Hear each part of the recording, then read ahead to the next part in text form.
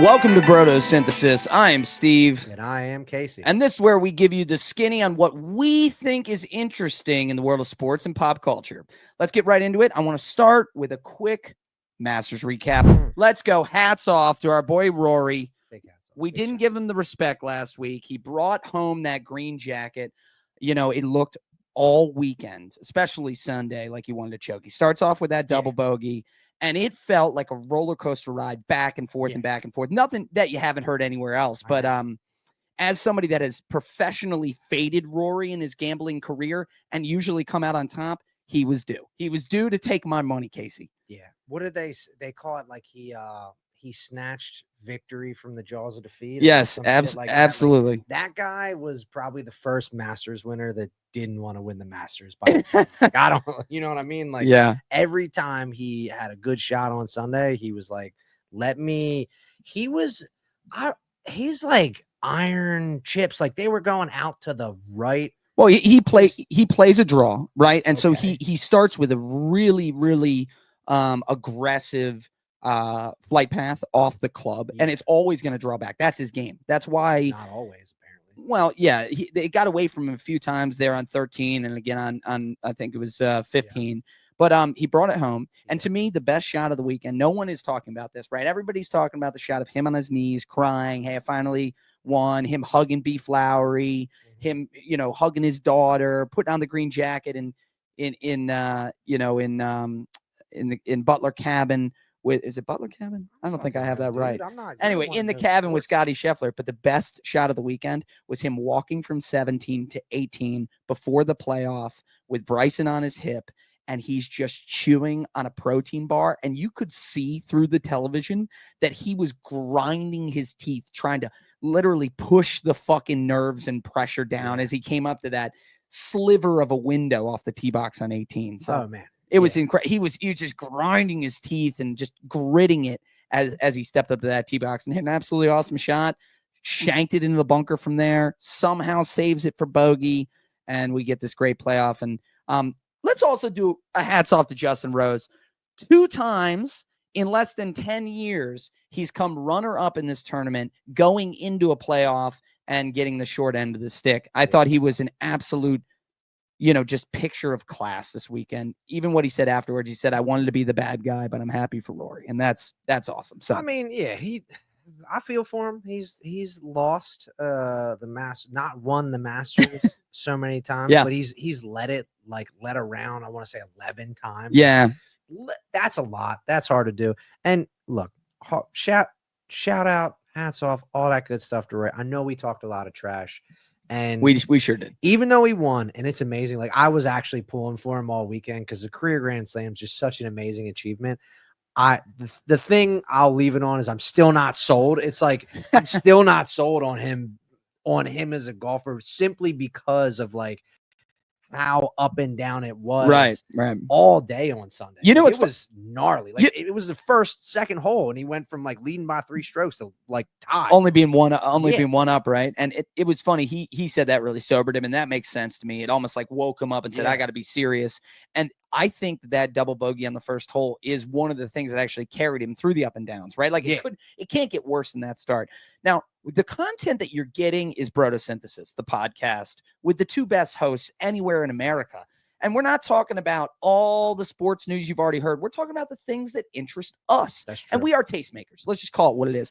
What the content that you want, though, is Casey and I's text chain, because all weekend long, I'm just taking a shit on Rory. I'm going off in the text chain about how Bryson's going to take this thing, how Beef Lowry is charging, how all of these golfers that we pick for you guys in top 10 and top 20 finishes, we're really doing well, except for Colin Morikawa, motherfucker. Well, but I got to tell you, Casey was the optimistic one. He's remaining skeptical now about the long-term career path for Rory. Now he's finally got the Grand Slam, but this weekend, you would have thought this man was his goddamn agent. Well, dude, I was watching everything, and honestly, like I was pulling for Rory simply because of the career Grand Slam. Like, you want to see some my of the wife story. Was like, I was like, this is the only reason you like sports is for the stories. Like, this is one you can watch, right? For sure. And I told her the story, and honestly, like, we rode his back really hard, but like,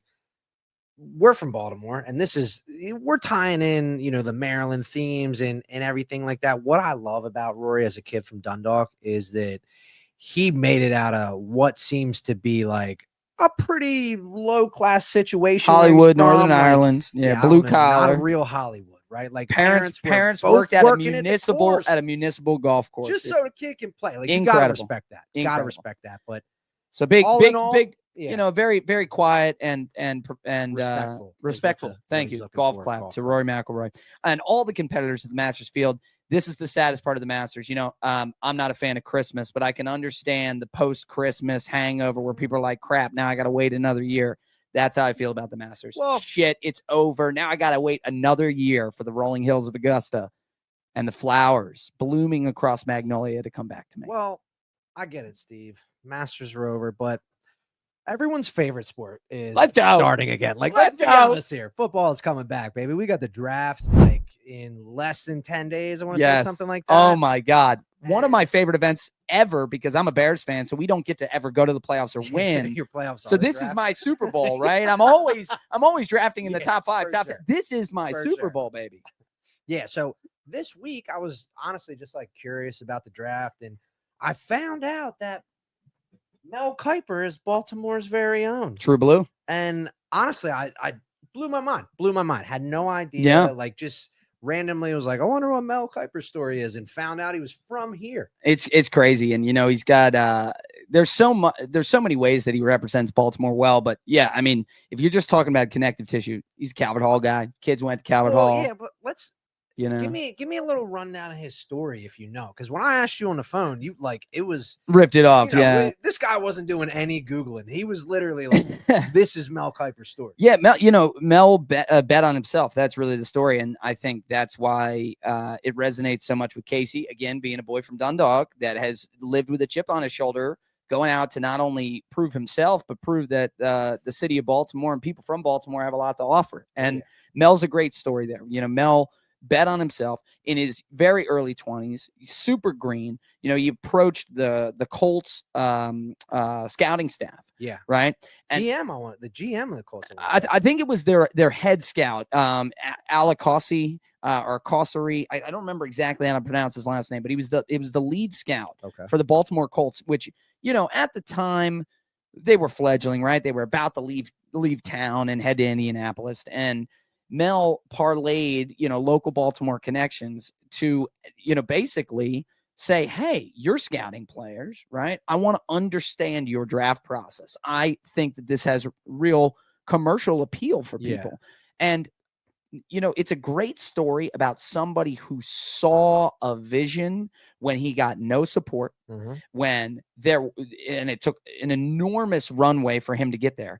And through sheer force of will, he created an industry. We have, there's obviously major players like Todd McShay. There's all the draft analysis that all the different networks do. None of that would be here truly if not somebody like Mel seeing, oh my God, this hope trafficking. Like a whole market in this. People love to hope. People love to get excited. People love a good story. And they love a party, right? And it's a great party when a young kid gets drafted for a team and it becomes hope trafficking. Right. Yeah, I mean, instantly a millionaire. Like, you get to see on night one of the draft, you get to see 32 people become instantly. Oh, 100%. Right. Like, their entire life's work. And make no mistake, a 21-year-old or 22-year-old getting drafted, like, they've been working since they were 8 to be a professional sports athlete. And it's great. If you like the human side of this narrative, it's awesome to see these players and their families and, they're all polished up in their best outfits. It's a really, I think it's a really inspiring thing to see that. Yeah. But for somebody like me, who again has just rooted for losers every fucking sport, every fucking year, I'm plagued by my Bears fandom. And the day of the year that I look most forward to is not game one. It's not, the playoffs, mostly because I'm never there. It truly is the hope that comes with every draft season. Could the Bears finally get that quarterback that changes the course of this franchise's history? And, TV. You think you have it now, don't you? I really do. I really do believe that. Pretty boy Williams over there. I really do believe that. And, we just have Mel to thank for that. But yeah, his Baltimore ties run deep. He's got deep roots with Calvert Hall. He has more than a few times come to some of the local bars that I've been working at, not to see me, but he's a staple in the Baltimore area. You don't know that. I've seen him slurp an oyster. I've seen him throw back some Grand Marnier from time to time. The man is he's got that distinctive hair. I love it. I love it. He's fantastic. He came on the Ravens podcast the other day. It was just that's what it was. That's how I learned he was from here. Really? Yeah, because he was on like the Ravens, like their kind of weekly podcast right. they do.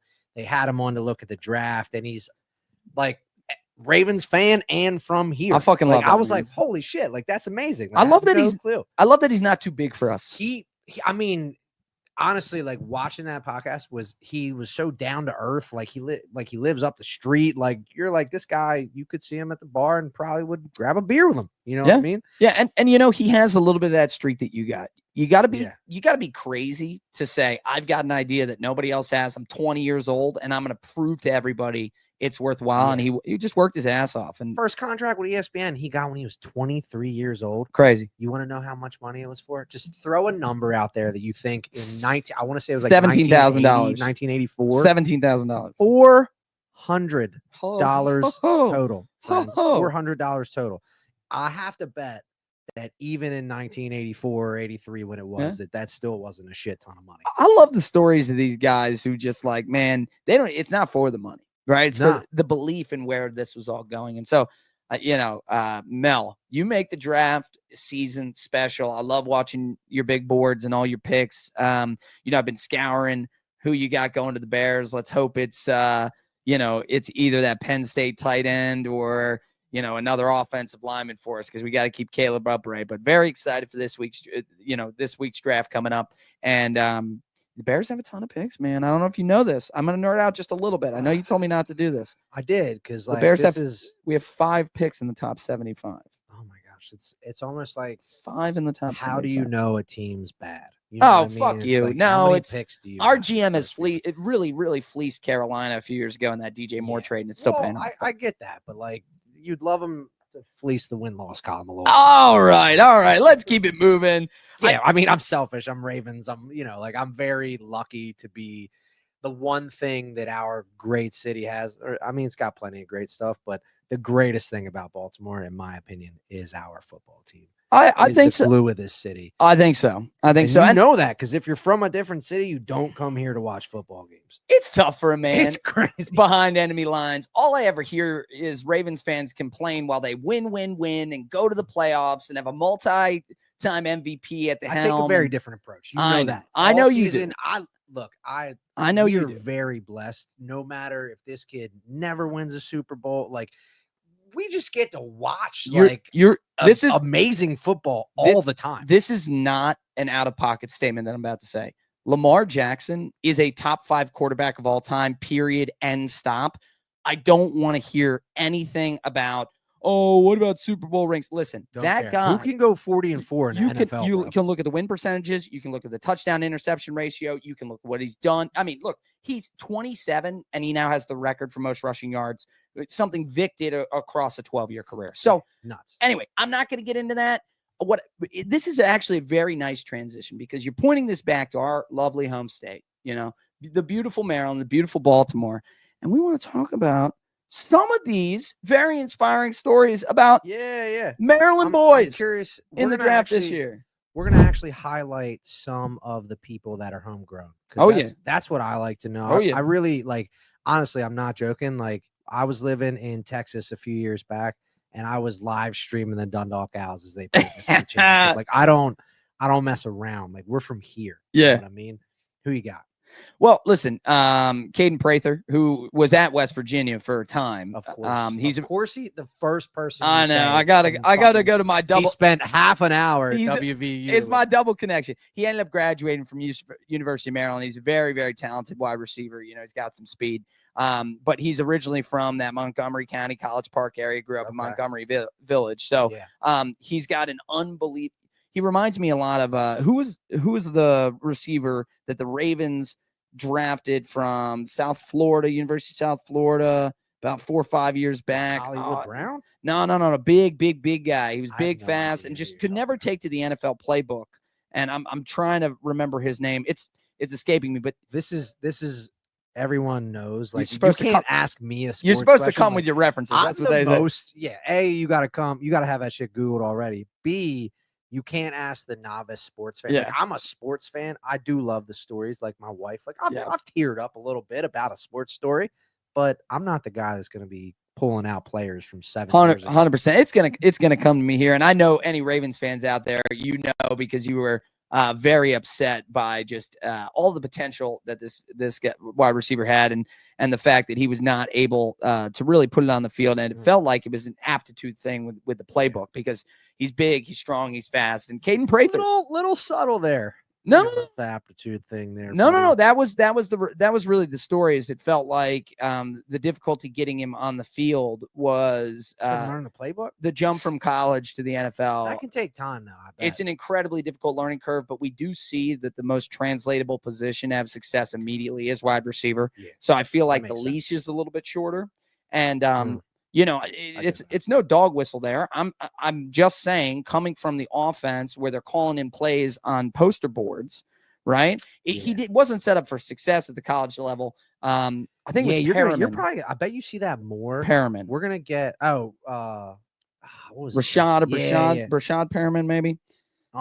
Anyway, I think you're gonna see that more and more when players get to the NFL, because they're changing schools so much now. I bet that has an impact. Rashad Perriman, yes. Yeah. Who's still in the league, by the way, right now. Out of Central Florida, got drafted by the Ravens, 26 overall in the first round. I think, the Ravens really felt that at that time they were moving on from Bolden. They were moving on from, some of the other core wide receivers, and it felt like that might be the guy. But their track record, in terms of like draft, they always get great grades, but their track record for wide receivers is probably their one area. It hasn't been great. Yeah, you're like, man, they've traded for some great wide receivers. Yeah, you're like, hey, buddy, like, let's get somebody in the. I think if we're gonna be honest, I think the best homegrown drafted wide receiver for them has to be, is it Torrey Smith, probably?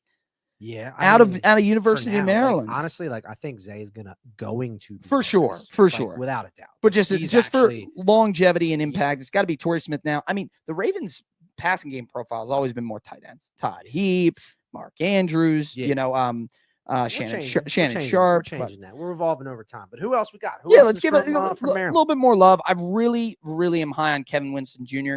Where's he from? He went to Penn State. Okay. He went to DeMatha High School. So just right down the street in Columbia. DeMatha, football powerhouse in the greater Baltimore area. And one of the interesting things to note here is not only is DeMatha getting the reputation as like defensive back, defensive back high school. Like if they come out of there, they're really talented. But it feels like this channel to Penn State is also there. So a couple other guys in recent years that have come out of Penn State that have been all pro level safeties, right? Jaquan Brisker comes to mind, right? And Jaquan, is a Chicago Bears safety, recently drafted from Penn State, hard hitting downhill guy. From here or from somewhere else? No, from not from here, but I'm just saying Penn State developed him. Yeah, I got you. It's just a good sign. Winston is seen as like a early third round pick. Okay. Right, and for a safety, that's a pretty high pick. Yeah. Big guy, 6'2". He's gonna hit really hard. They're looking for those Kyle Hamilton. Yeah, quintessential Baltimore style. One. That's who's they've seen the impact of our boy Kyle Hamilton, and they're looking for safeties like him. But there definitely is a lot of talent in that defensive back and safety level coming out of Maryland, and specifically out of DeMatha. So there was another player. I believe he plays for Pittsburgh Steelers now, but he was also drafted by the Bears. He originally went to Penn State, and I'm failing on his name right now, and it's driving me nuts. So instead of a sports fanatic, should we call you like a burgeoning sports fanatic? Yeah, apparently. You don't know you're telling me. Yeah, you know what I think it is. Adrian Amos. He scrolled far enough to find it. I appreciate that. Honestly, I'm coming off Masters weekend. I lost a lot of bets. I drank a lot of red wine, which is not my usual Masters drink. My new Tiger Woods Sunday red hat came in. So I'm just, I think my brain's a little bit mush. You're too golf. We had a hell of a dev meeting before this, and so my brain's a little bit mush, and I'm not pulling, I'm not opening the file cabinets. Your recall is shit right now. Yeah, I'm not following. We're trying to have a professional thing going here. You're supposed to come with your references, and I promise anybody listening, I'll do better. But Adrian Amos, who was drafted by the Bears, was an unbelievable. I mean, became an All-Pro safety. Eventually went to the Green Bay Packers, and he's bounced around since then. He is also a local guy. He went to Calvert Hall, and his mom. So did Mel. His mom was a regular at my bar. When he got drafted to the Bears, she used to come in with his Bears jersey on, and she was my bonding. She was my one Bears stalwart. You know what I mean? And we would sit there and we would root for these terrible Bears teams. But Adrian Amos, another unbelievable defensive back coming out of the state of Maryland, and I think Winston is another example of that. So I'm really, really excited for Winston in this year's draft. And, another great product out of DeMath High School, but that's nothing new. DeMath has had more than a few guys drafted in the NFL. So what about, random question, but is there a Bears like bar in the city somewhere? There isn't, no. And if there was, it probably wouldn't be open for very long, It's gotta be like the basement of somewhere. Almost every single Sunday. A TV and maybe like a pump cake. It's almost every single Sunday. My wonderful partner, she'll ask me, she's like, "Is this going to be a happy Sunday or a sad Sunday?" And I look at her and I go, "What do you think?" And she goes, "Oh, it's going to be another sad Sunday." Calls his living room the bear cave. Yeah, I mean, look, if I don't root for him, no one will. And so I just can't give up on this. Where do they even play? Do they play at a field with no stands? Like, where do they play? They play one of the most famous fields in the NFL called Soldier Field. But I will say this: it's the smallest professional stadium in the NFL. Only has 60,000 seats. Mm-hmm. Can't fill it. It looks like a motherfucking spaceship. Mm-hmm. The way it's shaped actually funnels the wind off of Lake Michigan in a circular pattern, so nobody can make kicks there. High quality engineering. I mean, Cody Parkey double doinking. We saw it coming all season long in 2018. And they have announced that they are reneging on their plan to stay at Soldier Field, and they are going to be moving to Arlington Heights, which is about an hour and a half north of the city. So they will no longer be in Chicago, and they're going to have a dome stadium come probably the next time I make it to a game. It's like the worst thing when stadiums leave cities, in my opinion. It's so much less convenient. You got to stay the night. Like, who wants to drive home 90 minutes after a fucking 4:00 football game? It's Chicago. I want to be in Chicago right now. Soldier Field is right downtown. It's off the mile walk near Midway. And you tailgate in the city with the people. There's so much more energy. It's a special tailgating experience there. It's crazy. It really is. So many DUIs from the new stadium. Look, it'll be fine. They want to move it to a more upper middle class area where they feel like they could build a giant sports complex and betting complex and all that good stuff. And look, that's fine, right? That's just savvy business. But I will say this. Football is not meant to be played in a dome, okay? Especially not football in Chicago. I want these gridiron monsters of the Midway back, man. I want the tenacity back. Yeah.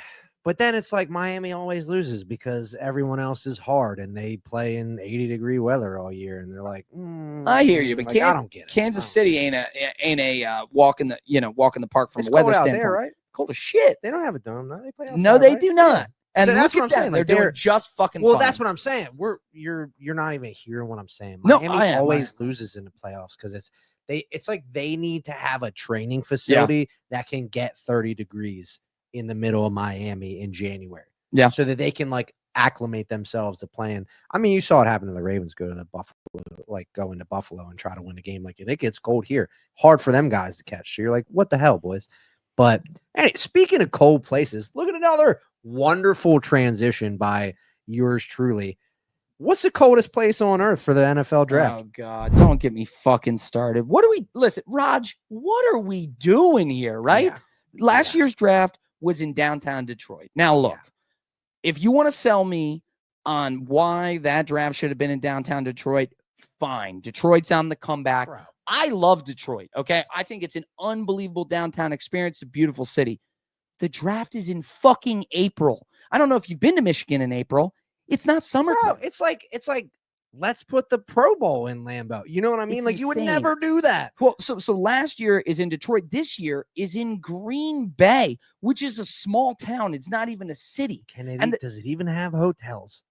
Not enough for people. I'm apparently Airbnbs have been canceled and booked, a couple months back.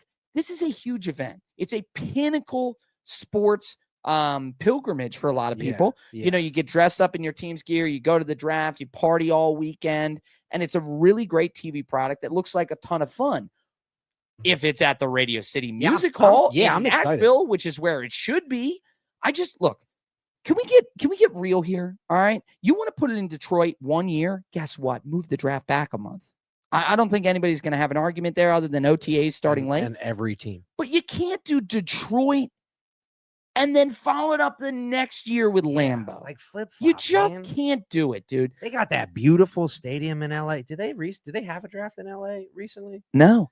So forever the draft was only 3 places really. Okay. The draft was either in New York, right? The draft was at Radio City Music Hall in Nashville, Tennessee, or the draft was in Indianapolis. They would have the combine there and then they'd have the draft. Okay. We got to look. You want to move the Super Bowl around, that's fine. I know people argue that should be in good weather all the time. I would argue that because the Bears got shafted in 06 when it poured down fucking rain. But at least it was in Miami, okay? So bad weather, there's nothing we can do about that. Nothing we can do about that. But here's the thing. The draft is not an event where anybody's playing. Yeah. Okay. Let's put it in Vegas. Let's put it in Los Angeles. Let's put it in fucking San Diego. Let's put it in Miami. We're on the same. Put it at the Copacabana in Cuba. Have it literally anywhere fun because it is a fun. It's event. A party. It's a festival. What are we doing? Or put even in Lambeau. I get. You know what we would call this? I get taking it 2 places. In the Marines, we would have called this good initiative, bad judgment. There you go. You know what I mean? And I know that my Bears bias is coming out, right? My most hated team, it's at their stadium, it's in their city, and that's why you don't want it there. I mean, no, it's fine. Look, for example, the Vikings have a brand new stadium. All right. It's a dome, it's gorgeous. There's a whole complex. Go put it there. I don't care. Go to one of my other rivals. I got no problem with that. Now, don't follow up the year that you have it in Minnesota. In Detroit or Green Bay, Please flip-flop it. Just put it somewhere. Put it somewhere that is worth. I can make a golf trip out of it. Like okay? London. I want to see it in London. There you go. I mean, that's fine. It's London, also think about it from like they are expanding the game internationally. It's like, yeah, I mean, maybe host the draft somewhere internationally would be a fucking blast. Can I tell you something? Everybody from America will go see it there. I love that idea. Right. And it's so fun. London's weather this time of April is not great, but I can at least make peace with the fact that I get to travel to fucking London. Yeah. I'm going to go to a soccer game. I'm going to drink beer all day. City. I'm going to drink beer at night. It's going to be amazing. It's a world-class experience. I'm sorry, people of Green Bay. I've been to your city. It's a gorgeous time. You have a great football culture. The draft does not deserve to be in a small town. I'm sorry. It's got to accommodate a couple. I'm sorry. How many people come to the draft? Probably hundreds of thousands are coming into town, right? At least. Santa Claus. So that's a great frustration. Look, this time of year, you got to put it somewhere warm. Simple. It's simple as that, or put it somewhere exotic, right? Like a London, like Mexico like City, Bank Stadium, awesome. Whatever, guys. Like awesome. Here. I'm really excited. That would be amazing.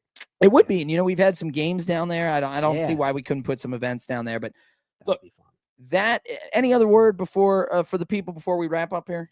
No, I'm feverishly excited to watch this draft. I feel really bad because I canceled dinner plans with my sister. Attaboy. On her birthday. Well, so that I could watch the draft and get a better birthday. She knows me well enough to know that was just the way life was going to be. And so she still loves me, maybe a little bit less, but I'm really excited for the draft and anything watching it all night. Anything specifically for your Ravens that you're excited about? I mean, I know that the word on the street is they're going to finally fill some of these holes at defensive end, on the defensive line, really get some. Again, we'll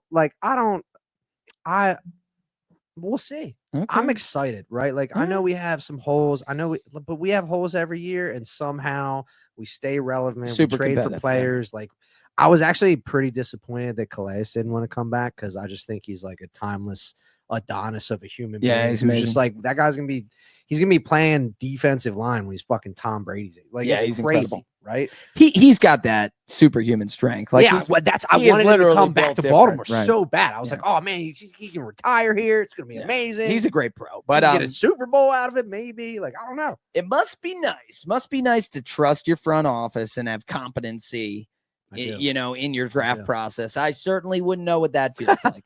On that note, guys, thank you for joining Brotosynthesis. Check out the Substack. We'll have a ton more information on there and some other cool little looks at the draft.